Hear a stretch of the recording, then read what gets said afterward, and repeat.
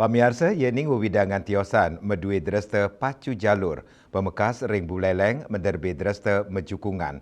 Jukung sane serahinan nyane keanggen mencar ngererah ulam oleh bendegane rauh mangkin kedadosang sarana lomba selantang segara sisi kaja Buleleng.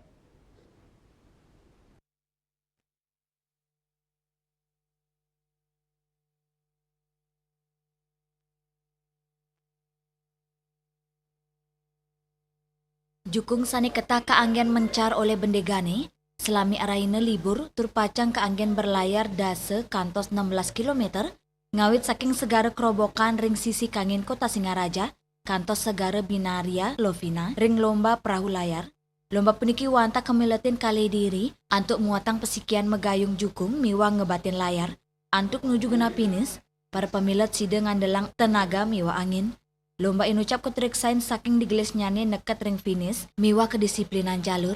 Sili tunggil pemilat lomba Yudi Kristiadi saking desa Kaliasa Mausang, sampun langkungan pingsiki ngameletin lomba inucap, tur sampun nabdabin angge.